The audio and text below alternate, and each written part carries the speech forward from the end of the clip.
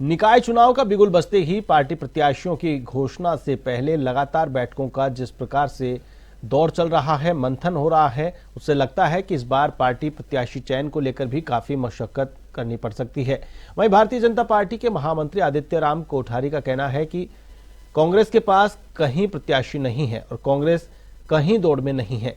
भाजपा के पास एक सीट पर 2-2 दर्जन से ज्यादा प्रत्याशियों का आवेदन मिल रहा है।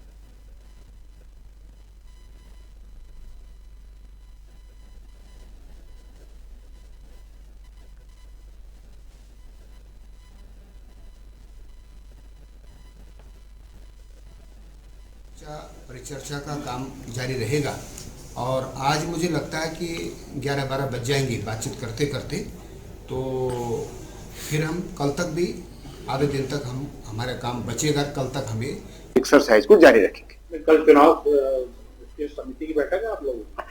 कल हम अपने वरिष्ठों के साथ, माननीय पूर्व मुख्यमंत्रियों के साथ में, माननीय सांसदों के साथ में कल परामर्श करेंगे और चुनाव समिति के विषय में भी तय करेंगे कि कल रात्रि को बैठना है या परसों।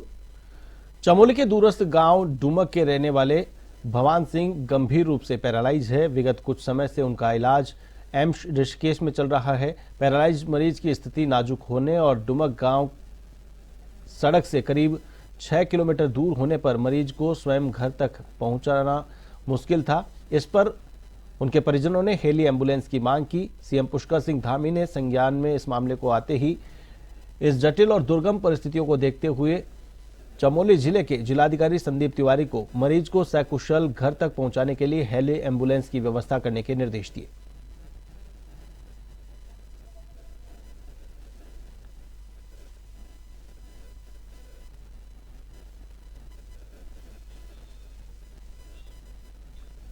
रानीखेत पुलिस ने किशोरी के साथ दुष्कर्म के मामले में त्वरित कार्रवाई की है। पुलिस ने दुष्कर्म मामले में फरार आरोपी को 24 घंटे में अरेस्ट करने में सफलता हासिल की है। आपको बता दें कि मामले को गंभीरता से लेते हुए वरिष्ठ पुलिस अधीक्षक देवेंद्र पिंचा ने आरोपी की गिरफ्तारी के लिए टीम का गठन किया। आरोपी को 24 घंटे में गिरफ्तार करने में सफलता हासिल की गई।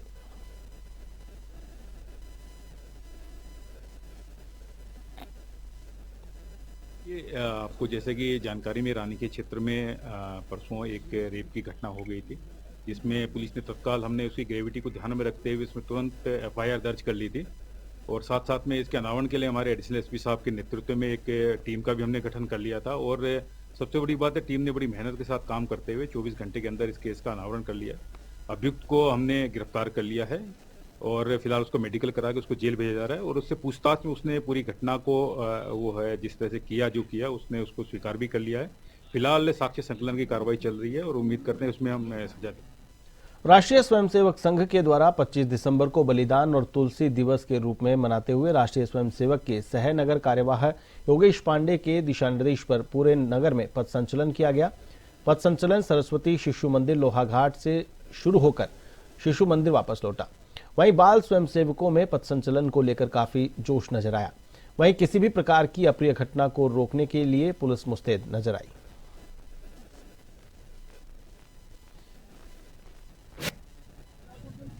भारत एक सनातन हिंदू राष्ट्र देश है।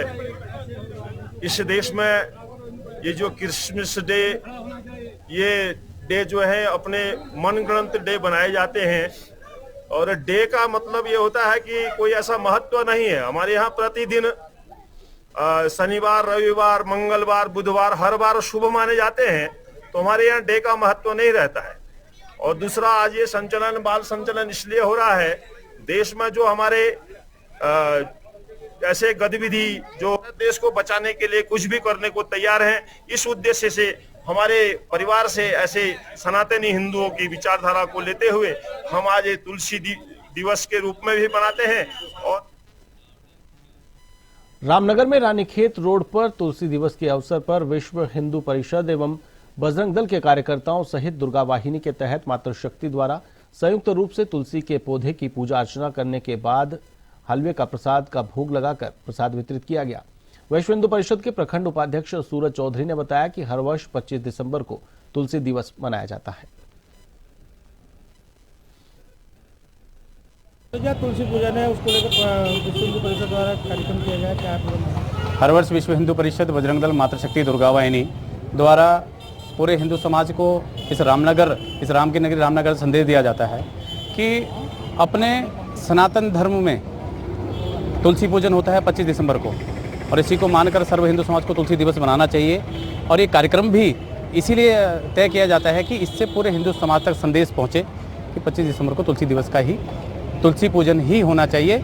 इसमें किसी प्रकार का कोई क्रिसमस डे और ऐसा जो भी आजकल समाज में चल रही है, ऐसी भ्रांतियां फैलाने वालों के साथ बिल्कुल भी खड़ा नहीं होना चाहिए। चंपावत के भाजपा कार्यालय में भारत रत्न पूर्व प्रधानमंत्री स्वर्गीय अटल बिहारी वाजपेयी के जन्मदिवस को सुशासन दिवस के रूप में मनाया गया। पार्टी कार्यालय में कार्यकर्ताओं ने स्वर्गीय वाजपेयी के चित्र पर माल्यार्पण कर उन्हें श्रद्धांजलि दी और उनके बताए मार्ग पर चलने का संकल्प लिया।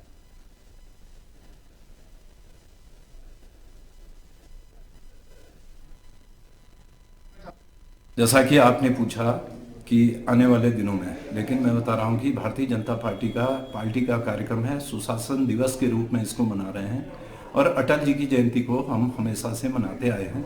लेकिन इस बार 100वीं जयंती होने के कारण कई कार्यक्रम इस अवसर पर आयोजित किए जा रहे हैं। वैसे अटल जी के बारे में सबको विदित ही है, अटल जी 3 बार प्रधानमंत्री रहे भारत के और पूरे जीवन भर विपक्ष के नेता रहे। विपक्ष के नेता के रूप में भी उन्होंने अपनी अमिट छाप छोड़ी और भारत को एक नए युग की शुरुआत में अटल जी। उत्तराखंड के नैनीताल जिले में भीषण सड़क हादसा हुआ है। आपको बता दें कि नैनीताल जिले के भीमताल में रोडवेज की बस गहरी खाई में गिर गई।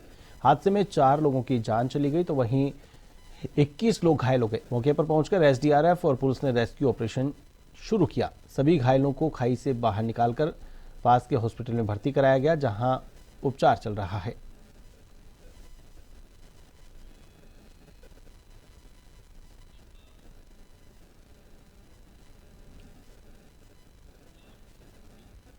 पूर्व प्रधानमंत्री अटल बिहारी वाजपेयी की जयंती सुशासन दिवस के रूप में मनाई गई। कैबिनेट मंत्री गणेश जोशी ने गढ़ी कैंट डाकरा स्थित वेडिंग पॉइंट पर पूर्व प्रधानमंत्री और भारत रत्न स्वर्गीय अटल बिहारी वाजपेयी की जयंती को सुशासन दिवस के रूप में मनाते हुए उनके चित्र पर श्रद्धासुमन अर्पित करते हुए उनका भावपूर्ण स्मरण किया।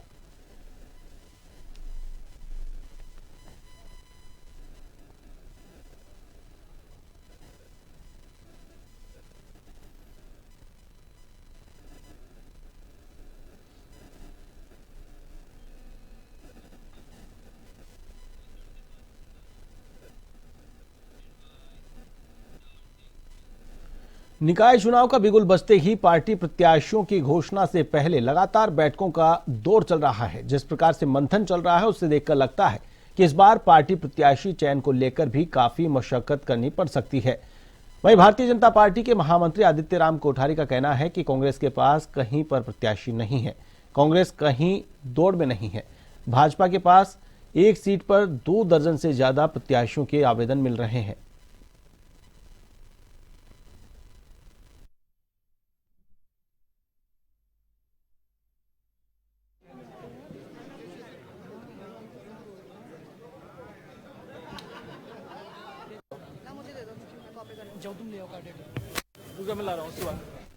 भारतीय जनता पार्टी प्रदेश कार्यालय में अटल बिहारी वाजपेयी जन्म शताब्दी वर्ष सुशासन के रूप में मनाया गया। भाजपा प्रदेश अध्यक्ष महेंद्र भट्ट ने इस अवसर पर कहा कि उत्तराखंड राज्य अटल बिहारी वाजपेयी की ही देन है, इसीलिए उनको याद करना उत्तराखंड के लिए खास महत्व रखता है।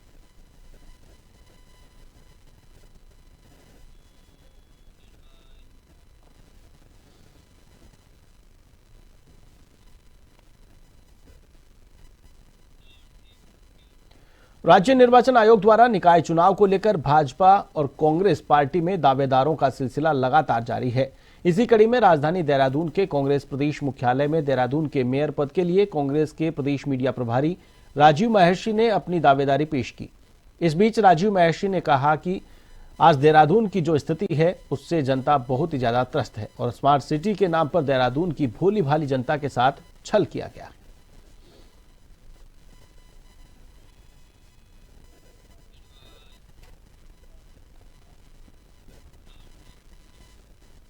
खबर हल्द्वानी से है। मुख्यमंत्री ने घायलों का हालचाल जाना। भीमताल में हादसा हुआ, जिसके बाद घायलों से मिलने मुख्यमंत्री पुष्कर सिंह धामी पहुंचे। आपको बता दें कि सुशीला तिवारी अस्पताल पहुंचकर घायलों की कुशलक्षेम पूछी, तो वहीं चिकित्सकों को मरीजों के इलाज में किसी प्रकार की कोताही नहीं बरतने की हिदायत दी गई।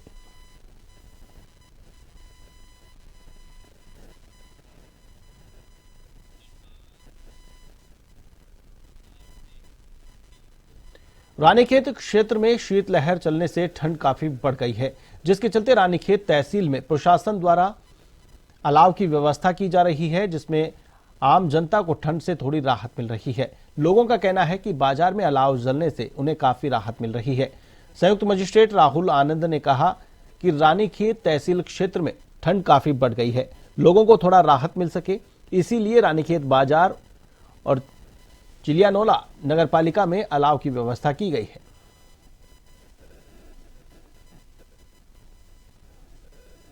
जो है प्रशासन की तरफ से डीएम सर के निर्देश के अनुसार जो है तहसील रानीखेत में 4 जगह जो हमारी मुख्य स्थान है वहां पे प्रतिदिन अलाव जलाए जाते हैं। इसके अतिरिक्त जो हमारा नगर पालिका क्षेत्र चिलियानोला है उसके अंतर्गत भी 6 से 7 जगहों पे प्रतिदिन अलाव जलाए जाते हैं ताकि लोगों को थोड़ी राहत मिल सके। ऋषिकेश से सटे नरेंद्र नगर में एक घर में सामूहिक रूप से क्रिसमस डे मनाने पर बवाल मच गया। क्रिसमस डे मनाए जाने की खबर जैसे ही बजरंग दल कार्यकर्ताओं को पता चली, वे मौके पर पहुंच गए। इसके बाद बजरंग दल के कार्यकर्ताओं ने हंगामा खड़ा कर दिया। इस दौरान स्थानीय पुलिस भी मौके पर मौजूद रही। बजरंग दल कार्यकर्ताओं ने क्रिसमस डे आयोजकों को परमिशन दिखाने को लेकर कहा, जिस पर आयोजक का कहना था कि उनके पास परमिशन नहीं है। बवाल मचने पर पुलिस के समझाने पर मामला शांत हो पाया।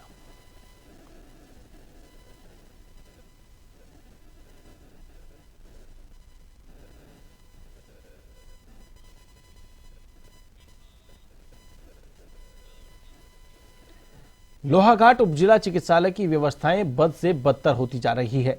लोहाघाट के कोलीढेक निवासी शाहरुख अपनी गर्भवती पत्नी को लेकर लोहाघाट उपजिला चिकित्सालय पहुंचा, लेकिन किसी भी चिकित्सक ने उसकी पत्नी को नहीं देखा। बाद में वह अपनी पत्नी को लेकर 12 किलोमीटर दूर चंपावत जिला चिकित्सालय पहुंचा, जबकि लोहाघाट उपजिला चिकित्सालय की चिकित्सा अधीक्षक डॉक्टर सोनाली मंडल ने आरोपों को नकारते हुए कहा कि अस्पताल की एलएमओ का स्वास्थ्य खराब चल रहा था, जिस कारण वह उपलब्ध नहीं हो पाई। उनके द्वारा मरीज को अन्य चिकित्सकों को दिखाने की बात कही गई।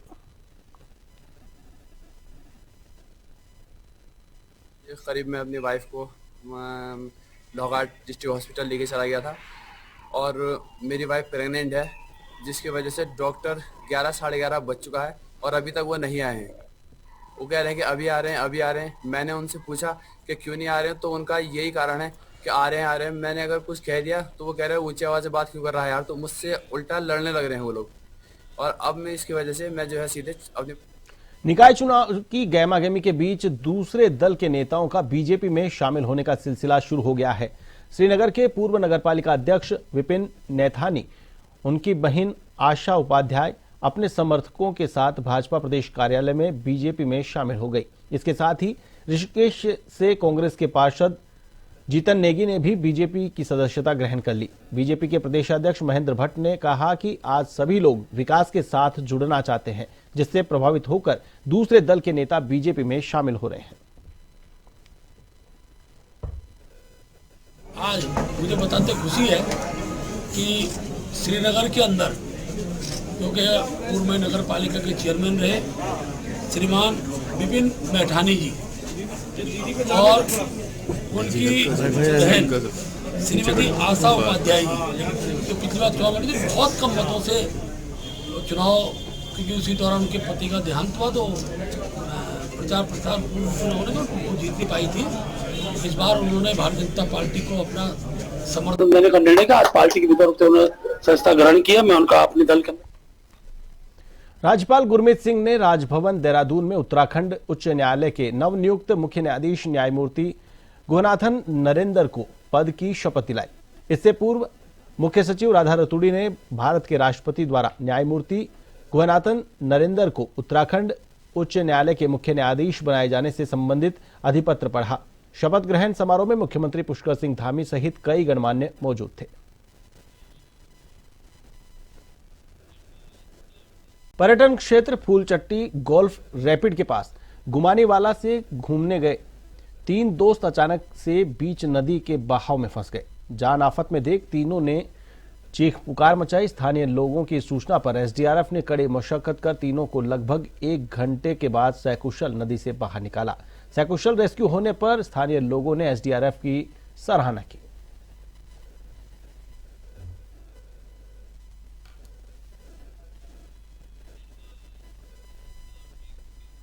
मसूरी में नगरपालिका के चुनाव को लेकर 27 दिसंबर से नामांकन प्रक्रिया शुरू हो जाएगी, जिसको लेकर एसडीएम गौरव सिंह ने राजनीतिक पार्टियों के प्रतिनिधियों के साथ बैठक की। इसमें चुनाव को लेकर जारी नियमों के बारे में प्रतिनिधियों को जानकारी साझा की गई। उन्होंने चुनाव लड़ने वाले प्रत्याशियों से आदर्श आचार संहिता का हर हाल में पालन करने की अपील की है। उन्होंने कहा कि अगर किसी ने आदर्श आचार संहिता का उल्लंघन किया तो उसके खिलाफ कड़ी कार्रवाई की जाएगी। और कल से जो है पूरे प्रदेश में सभी नगर पालिकाओं नगर निगमों में नॉमिनेशन की प्रक्रिया शुरू हो जाएगी। तो इसलिए हमने एक सर्वदलीय बैठक बुलाने का निश्चय किया कि ताकि हम लोग सभी को और जो भी उसमें पोटेंशियल कैंडिडेट्स हैं वो लोग भी आए कि हम उनको आदर्श आचार संहिता और नॉमिनेशन की प्रक्रियाओं के बारे में मूलभूत बातें उनको बता दें, ताकि जो प्रक्रिया है उनको किसी तरह की तकलीफ ना हो। तो इसी उद्देश्य के साथ हमने ये मीटिंग बुलाई थी। नगर निकाय चुनाव को लेकर उल्टी गिनती शुरू हो चुकी है, लेकिन अभी तक राष्ट्रीय पार्टियों ने चुनाव लड़ने वाले प्रत्याशियों के नाम का ऐलान करने को लेकर अपने पत्ते नहीं खोले हैं। प्रत्याशियों के नाम नहीं आने से चुनाव का प्रचार शुरू नहीं हो पाया है। मतदाता भी प्रत्याशियों के नाम उजागर होने का इंतजार कर रहे हैं। हालांकि चुनावी मैदान में अपनी किस्मत आजमाने को तैयार बैठे दावेदार सोशल मीडिया पर अपनी एक्टिविटी तेज कर चुके हैं।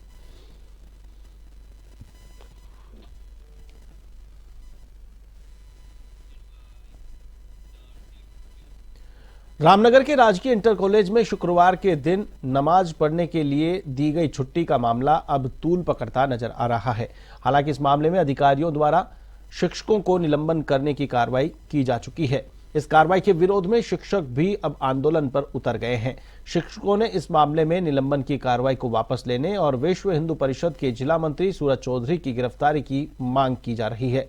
इस मामले में विश्व हिंदू परिषद के प्रदेश मंत्री यशपाल राजहंस ने कहा कि जिस प्रकार से स्कूलों में बच्चों के साथ दोहरी नीति अपनाकर नियमों की अनदेखी की जा रही है, इसे सहन नहीं किया जाएगा। उन्होंने कहा कि स्कूल शिक्षा का मंदिर है, इसीलिए इसे राजनीतिक अखाड़ा ना बनाया जाए और इसके खिलाफ संगठन आंदोलन करने के लिए मजबूर होगा।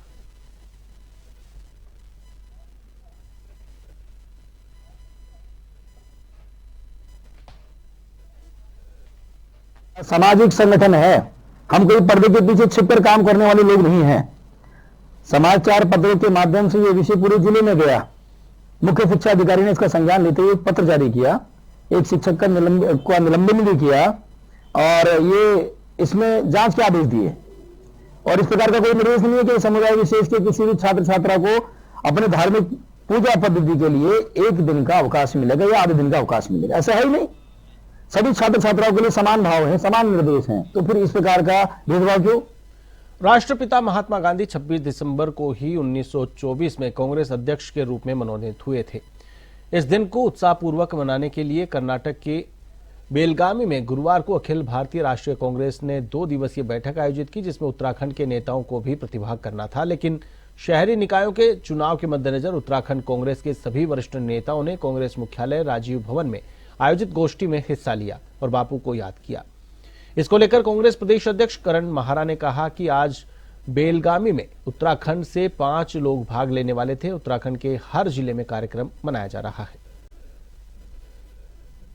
100वां वर्ष है वो जब कांग्रेस के अध्यक्ष बने और बेलगाम में वो बैठक हुई थी जिसमें एज ए अध्यक्ष गांधी जी ने प्रतिभाग किया था। तो उसको आज कांग्रेस पूरे देश में हर्षोल्लास के मनाने जा रहे हैं। उस दिन को, सवे दिन को बेलगाम में बैठक थी, मुझे भी वहां जाना था। हमारे उत्तराखंड से 5 लोग उसमें प्रतिभाग करने वाले थे, लेकिन यहाँ क्योंकि निकाय चुनाव की घोषणा हुई है और निकाय चुनाव कल से नॉमिनेशन है, उसको देखते हुए हम लोगों ने हाईकमान से ये मांग की कि हम लोगों को यहीं रहने दिया जाए। नैनीताल बस दुर्घटना के 2 घायलों को एयरलिफ्ट कर एम्स ऋषिकेश भर्ती कराया गया है, जहां उनका उपचार शुरू हो गया। एयरलिफ्ट कर एम्स लाए गए घायलों के नाम 25 वर्षीय नेहा पंत और 23 वर्षीय मनीष सिंह रावत है। एम्स प्रशासन से मिली जानकारी के मुताबिक दोनों घायलों की स्थिति गंभीर है। आपको बता दें कि नैनीताल बस हादसे में घायलों की जान बचाने के लिए धामी सरकार लगातार प्रयास में जुटी हुई है। ऋषिकेश एम्स की एक टीम हल्द्वानी के उस अस्पताल में भी भेजी गई जहां बस हादसे के घायल भर्ती हैं।